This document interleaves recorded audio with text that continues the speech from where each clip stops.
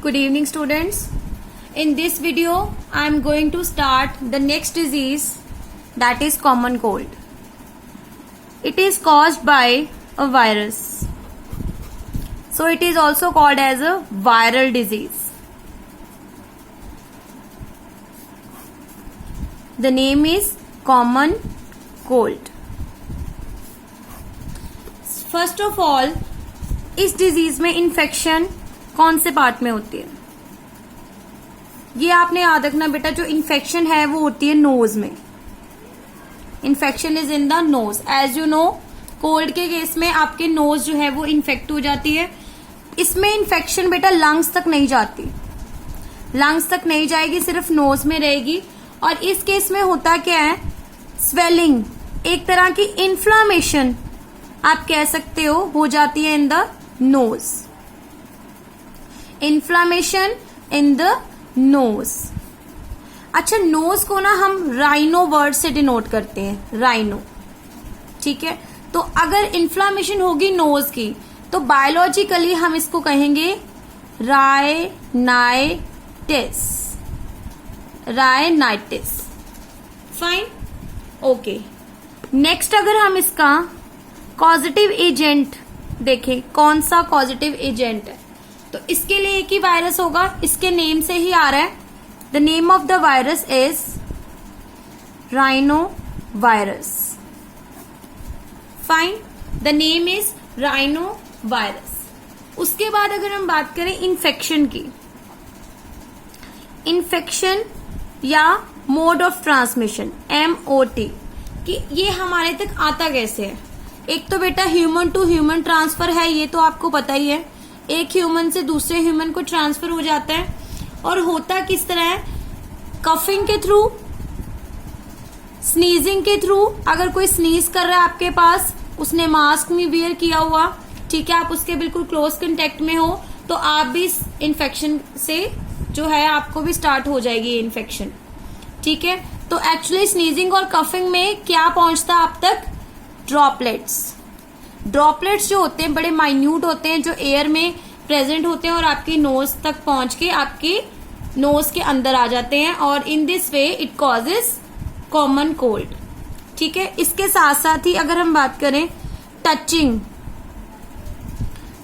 The surface, like एक person को cold है, ठीक है, वो अगर फॉर एग्जाम्पल किसी टेबल को टच करके गया, कोई पेन को टच करके गया, बुक है कोई, आपने उसे एक्सचेंज की है, ठीक है, डोर के नॉब्स हैं जो उसने भी टच किए, आपने भी टच किए, तो कप्स भी हो सकते हैं. ठीक है, तो इस तरह से जो ये चीजें हैं, अगर कांटेक्ट में आई है जिस पर्सन को कोल्ड है, तो आपको भी कोल्ड हो सकता है अगर आप भी इन चीजों को टच कर लेते हो.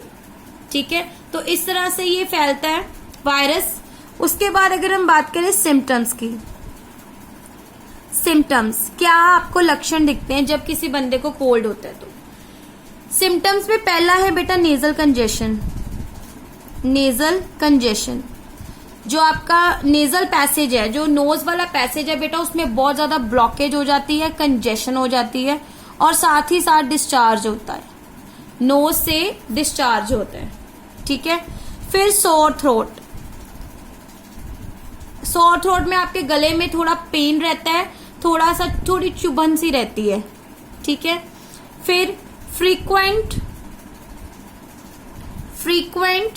स्नीजिंग, बार बार स्नीजिंग होती है, कोल्ड में छींकें आती हैं, कफिंग भी होती है समटाइम्स. ठीक है, और हेडेक बहुत सिवियर होती है इस केस में. फाइन, और समटाइम्स मसल एक, आपकी बॉडी पेन्स भी शुरू हो जाती है. ठीक है, एंड डिक्रीज्ड एपेटाइट मतलब भूख ना लगना, भूख कम हो जाती है. तो ये सारी बेटा प्रॉब्लम्स आती हैं, सिम्टम्स आते हैं जब आपको कॉमन कोल्ड होता है. फाइन, नेक्स्ट हम डिस्कस करेंगे प्रिवेंशन. अब एक पर्सन को कोल्ड हो गया, या हम कह सकते हैं कि अगर हमें पता है कि अगले पर्सन को कोल्ड है तो उससे कैसे बच सकते हैं, या घर में एक को कोल्ड है तो बाकी कैसे बच सकते हैं. तो प्रिवेंशन में आपको पता ही है, जिस तरह से आप कोविड की सुन रहे हो, प्रिवेंशन ऑलमोस्ट सेम जैसी प्रिवेंशन है. रेगुलर हैंड वॉश, ठीक है, बार बार हैंड वॉश करना है बेटा। माउथ को कवर करके रखना है, ठीक है, नोज को माउथ को कवर करके रखना है विद मास्क, ठीक है।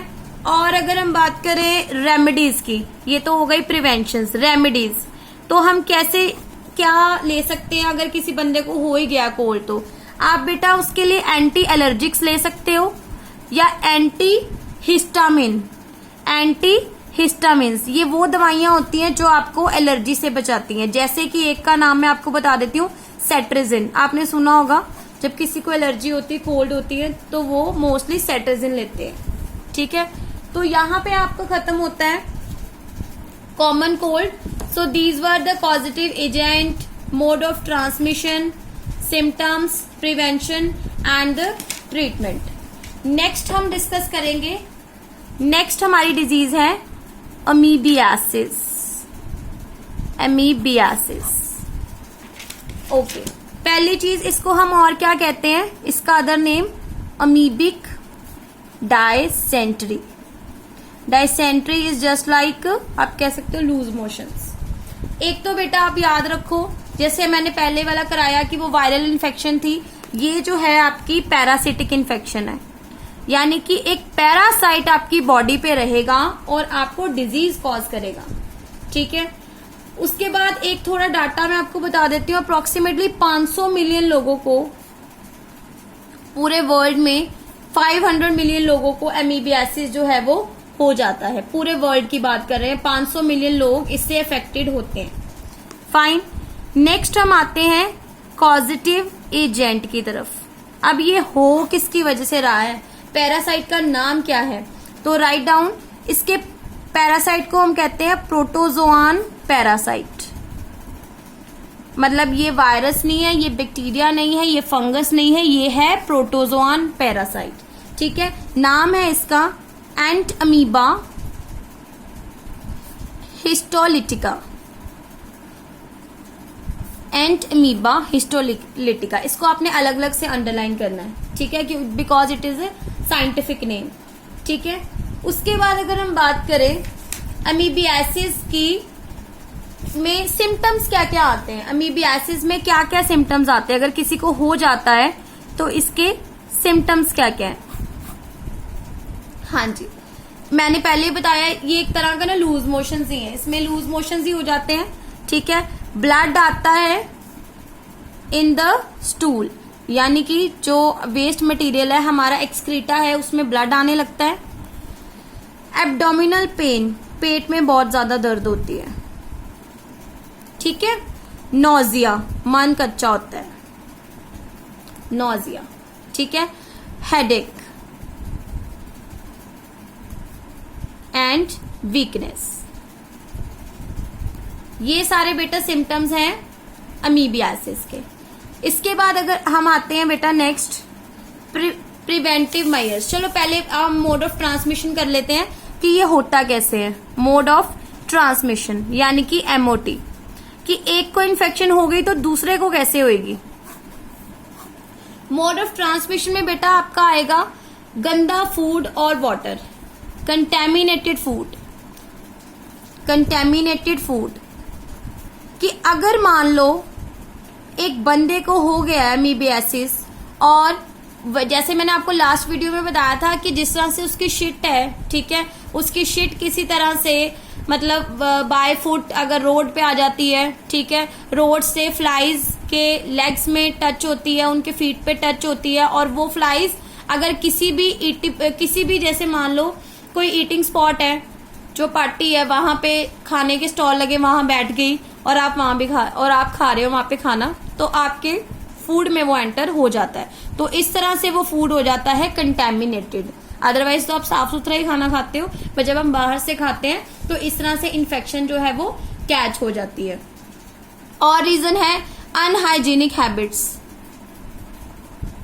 अगर आपकी हैबिट्स ही अनहाइजीनिक है, ठीक है, मतलब आप प्रॉपरली, जैसे बच्चों में आदत होती है कि अगर वॉशरूम होके आना है तो प्रॉपरली हैंड वॉश नहीं करने, तो अगर इस तरह की हैबिट्स हैं तो भी ये इन्फेक्शन जो है वो फैल सकती है, ठीक है। नेक्स्ट हम डिस्कस करेंगे प्रिवेंशन, कि अगर ये प्रॉब्लम किसी को है तो नेक्स्ट हम देखेंगे कि वो बंदा प्रिवेंट कैसे हो सकता है, किस तरह से बाकी लोग बच सकते हैं। प्रिवेंशन, प्रिवेंशन में आपका आएगा बेटा वही जो प्रॉब्लम्स थी, जैसे हैंड वॉश नहीं करना इज द प्रॉब्लम, तो प्रिवेंशन में वॉश द हैंड्स, ठीक है, हैंड वॉश, बार बार हैंड वॉश। सैनिटेशन, सैनिटेशन यानी कि प्रॉपर डिस्पोजल होना चाहिए, प्रॉपर क्लैनलीनेस होनी चाहिए, जो वेस्ट है, ह्यूमन वेस्ट है, उसको प्रॉपरली डिस्पोज ऑफ किया जाना चाहिए। ये नहीं है कि वो रोड्स पे एज सच ही पड़ा हुआ है, ठीक है, या किसी नालियों में, ओपन ड्रेन्स में पड़ा हुआ है, तो वो इन्फेक्शन फैला सकता है, ठीक है। नेक्स्ट अगर हम बात करें, जो आपका फूड है, अगर इनकेस फूड में बाय चांस इन्फेक्शन आ भी गई है, तो अगर हम अपनी वेजिटेबल्स को प्रॉपर कुक करके खाएंगे तो उसमें जो पैरासाइट के एग्स है ना, या हम कह सकते हैं जो सिस्ट है, वो खत्म हो जाते हैं, सिस्ट जो है वो डिस्ट्रॉय हो जाते हैं, जिससे आपके लिए वो फूड वो जो है ना वो सेफ हो जाता है, उसमें वो इतनी इन्फेक्शन नहीं रहती, ठीक है। और अगर किसी को ये प्रॉब्लम हो जाए तो आप ट्रीटमेंट कैसे कर सकते हो, आप उसको बेटा मेडिसिन दे सकते हो, जिसमें से मैं आपको एक एंटीबायोटिक लिखवा देती हूँ। एक एंटीबायोटिक है आपका टेट्रामाइसिन, ठीक है। So this was about the treatment. Last में बेटा थोड़ा सा पार्ट में आपको करवाऊंगी एंटमीबा हिस्टोलिटिका की टाइप्स के बारे में, बिकॉज ये सीबीएसई में क्वेश्चन आ जाता है। इसकी बेटा 2 टाइप्स होती हैं, ठीक है। जो आपको पैरासाइट इन्फेक्ट कर रहा है ना, ये 2 तरह से 2 फॉर्म्स में आपको आके इन्फेक्शन देता है। पहली टाइप को हम कहते हैं मैग्ना, दूसरी फॉर्म को हम इसकी कहते हैं माइन्यूटा। एक मैग्ना है, एक माइन्यूटा है। मैग्ना के लिए एक और नाम है ट्रोफोजॉइट, ट्रोफोजॉइट, ठीक है। माइन्यूटा के लिए हम बोलते हैं प्रीसिस्टिक। पहले तो नाम से याद रखो, मैग्ना वाला थोड़ा बड़ा है साइज में, ठीक है, साइज में भी बड़ा है और इन्फेक्शन भी यही कॉज करता है। ये मैं इसकी डायग्राम ड्रॉ कर देती हूँ। ये इसका न्यूक्लियस है,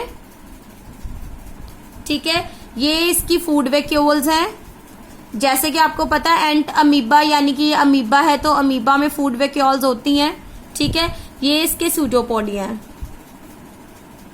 फाइन। तो इसमें आप लिखोगे बेटा, एक तो ये एडल्ट फीडिंग स्टेज है, एडल्ट स्टेज है, ठीक है, एडल्ट स्टेज है तो ये इन्फेक्शन भी करेगी, ठीक है। इट इज इन्फेक्टिव स्टेज, ये वाली स्टेज अगर आपकी बॉडी में आ गई तो ये इन्फेक्शन पक्का कॉज करेगी, ठीक है। और ये कहाँ प्रेजेंट होती है, इन द लार्ज इंटेस्टाइन, क्योंकि लूज मोशंस मैंने स्टार्टिंग में बताई थी, प्रॉब्लम सारी कहाँ आती है, लार्ज इंटेस्टाइन में लूज मोशंस की, ठीक है।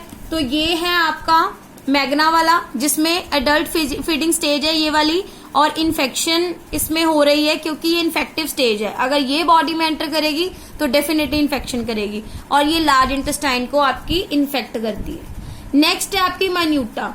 ये आप कह सकते हो कि इसके ही एग्स होते हैं जो एक्चुअली डिजीज कॉज नहीं करते, पर ये ट्रांसफर करने का काम करते हैं, ठीक है। जैसे अब हैन है, हैन के अगर हम एग्स ले आए तो हैन का चिक बाद में आ सकता है, पर एज सच एग्स में हैन नहीं होती है ना। अगर हम देखें एग्स जब हम स्टार्टिंग में लाते हैं तो उसमें हैन नहीं है ना। तो ये जो आपके प्रीसिस्टिक स्टेज है ना, इसमें इन्फेक्शन ये डायरेक्ट कॉज नहीं करती, लेकिन ये एक जगह से दूसरी जगह पे इन्फेक्शन को फैलाने का काम करती है, ठीक है। तो इसमें आप नोट कर सकते हो, ये स्मॉलर है साइज में, नॉर्मल से स्मॉलर साइज में है, स्फेरिकल है, वो स्फेरिकल नहीं थी, ये स्फेरिकल है, नॉन पैथोजेनिक है, इन्फेक्शन नहीं कर रही। मैंने आपको कहा ना ये सिर्फ ट्रांसफर करने का काम कर रही है, नॉन पैथोजेनिक स्टेज है, ठीक है। और इसमें होती क्या है, इंसिस्टेशन हो जाती है। इंसिस्टेशन क्या होती है कि जो नॉर्मल वाली पहले वाली स्टेज थी ना, इसके बाहर एक सिस्ट बन जाता है। मतलब जैसे एग के बाहर कवर होता है ना, एग बचा के अपने आप को रखता है, एग के बाहर कवर होता है, ऐसे ही इसके एग्स के बाहर भी एक कवर होता है जिसको हम कहते हैं सिस्ट वॉल। ये आपने 10th में पढ़ा होगा। सिस्ट वॉल होती है जो इसको प्रोटेक्ट करके रखती है हर तरह के अनफेवरेबल एनवायरमेंट में, ठीक है। तो ये सिस्ट भी बना लेता है अपने आप को बचाने के लिए, और काम क्या करता है, help in the transmission of parasite, ठीक है। पैरासाइट को ट्रांसमिट करने का काम करता है, ठीक है। सो इस तरह से ये इसकी दो फॉर्म्स होती हैं। इसकी डायग्राम मैं आपको ड्रॉ कर देती हूँ। थोड़ा सा राउंड सा स्ट्रक्चर आपको बनाना है इसका, ठीक है। बाहर ये आपने इसकी बनानी है सिस्ट वॉल, ठीक है। बाहर सिस्ट वॉल बनानी है। ये छोटा सा जो आपने बनाया साइड पे, इसको आप सूडोपोडिया लेबल कर सकते हो, क्योंकि अमीबा है, सूडोपोडिया तो होगा ही, ठीक है। ये सिस्ट वॉल है। अगर आप आउटर और इनर को लेबल करो तो बाहर होगी एक्टोप्लाज्म, अंदर होगी एंडोप्लाज्म। तो यहाँ पे आपके ये दो टाइप्स खत्म हो जाते हैं एंटमीबा हिस्टोल्टिका के, मैग्ना एंड द माइन्यूटा। मैग्ना वाला जो इन्फेक्शन कॉज करेगा, माइन्यूटा वाला नहीं करेगा। मैग्ना वाला जो है वो लार्ज इंटेस्टाइन में आपको मिलेगा और एडल्ट फीडिंग स्टेज है, ये अडल्ट स्टेज है। माइन्यूटा वाला जो है छोटा साइज का है, इसका काम सिर्फ ट्रांसफर का है। जैसे एग्स है, एक जगह से दूसरे जगह ट्रांसफरिंग का काम करते हैं, इन्फेक्शन कोज नहीं करते। और ट्रांसफर करते टाइम इनके बाहर एक लेयर होती है जो आपने याद रखनी है, जिसको हम कहते हैं सिस्ट वॉल, और ये हेल्प करती है इन द ट्रांसमिशन। और ये दो इसकी डायग्राम्स है। So this was all about Entamoeba histolytica. तो इसके साथ हमारी सेकेंड डिजीज कंप्लीट होती है, that is amoebiasis. In the next class, we will do the next disease, and this was all for today. Thanks for watching the video.